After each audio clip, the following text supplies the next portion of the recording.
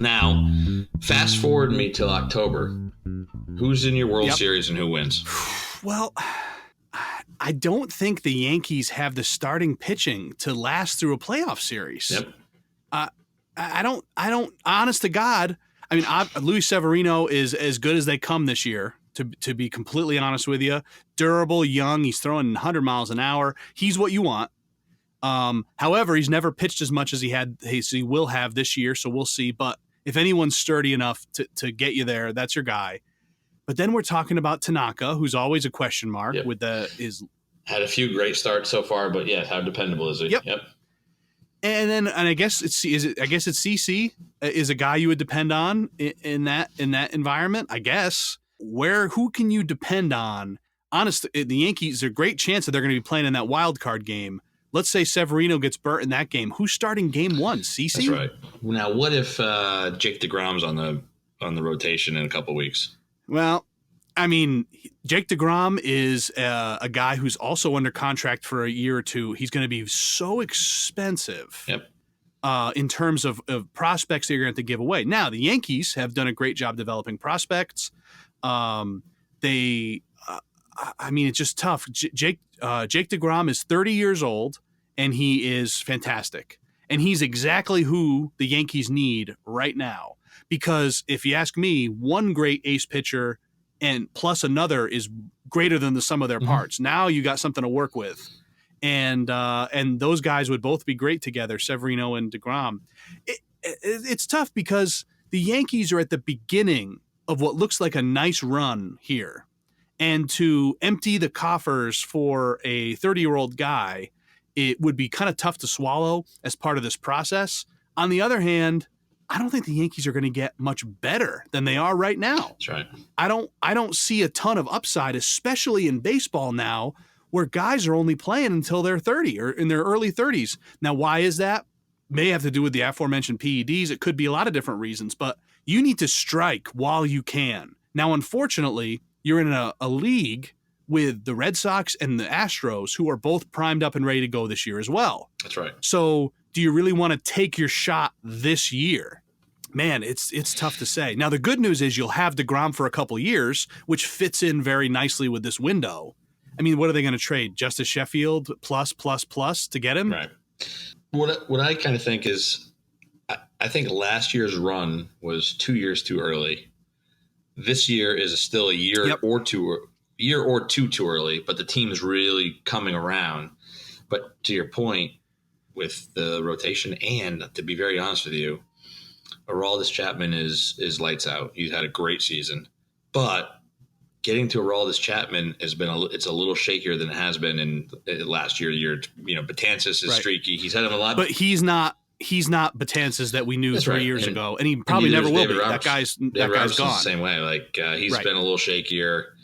We do have some, there's some guys in that bullpen, Holder and Chase Shreve and all these guys who are really good. I just don't think the pitching as a whole is going to get him through. And I don't know, the Astros have amazing pitching, but no closer.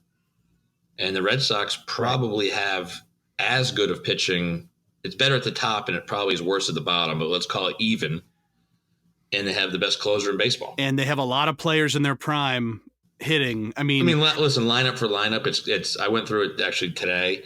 It's tough. I mean, I don't know who's the better lineup. They're both.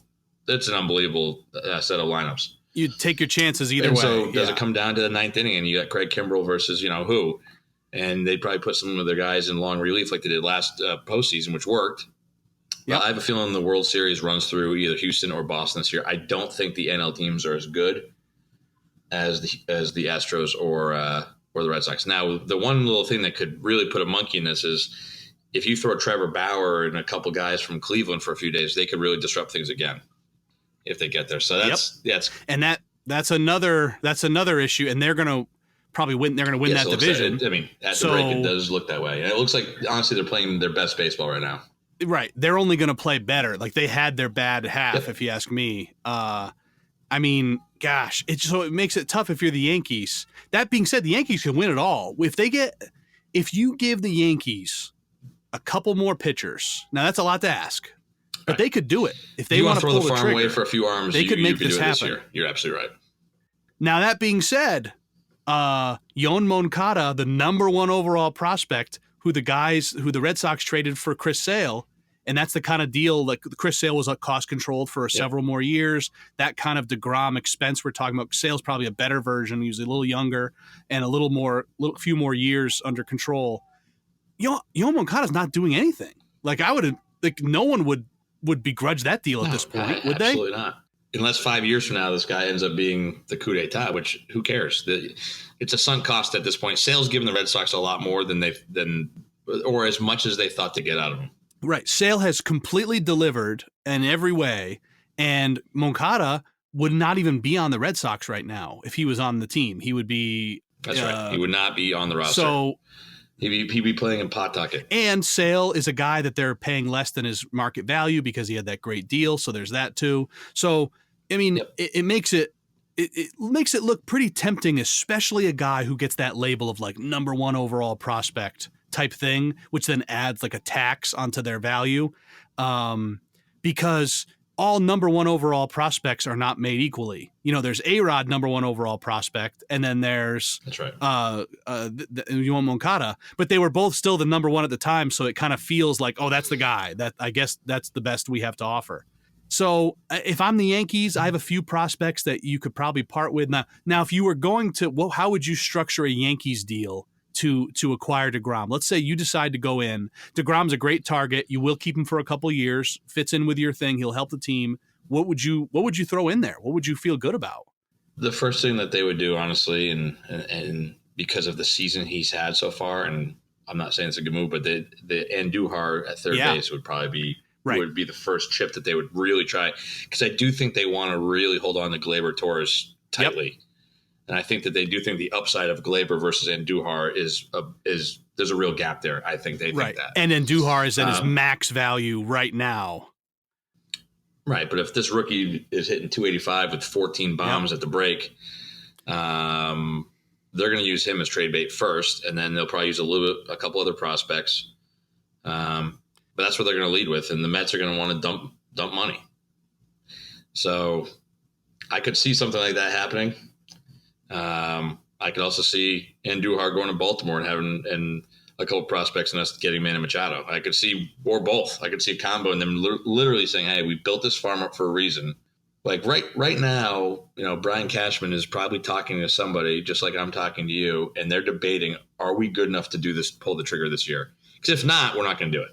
Right? Are we good enough to beat the Astros, the Red Sox, with unparalleled if we get another arm? Or is it going to be a dogfight, or is it just not enough? And if it's not enough, because listen, CC Sabathia has been unbelievable. This season he's been great. But let's just call a spade. 5 innings is what you're going to get out of that guy, especially in October. You get 5 innings, you're going to get 5 good innings. And this quote great season from CC is a real reason why Betances and those guys are wearing down. That's exactly right. Every 5 days on a good start, hey, nice 5-inning start, which there's nothing wrong with that. There's some significant value, but then you got to roll out the red carpet of relievers, and then you got to win that game because they're under a lot of pressure to win every game because the Red Sox just keep winning. The Red Sox are up 4.5 games right now. I was surprised to see that. I kind of took stock of the standings today. The Red Sox are really streaking. Well, they haven't. They lost the series to the Yanks over the 4th weekend, and they've lost 1 game since. That ain't bad. That's pretty good.